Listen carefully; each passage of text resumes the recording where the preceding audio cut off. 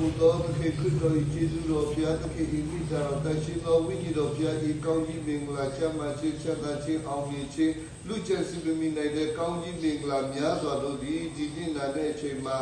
ယနေ့ချင်းမင်္ဂလာအဖြစ်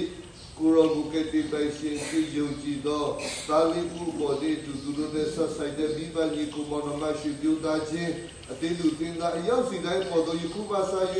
ကာလစိတ်မြဲတဲ့ရောက်ရှိတည်နေပါစေတော့အာ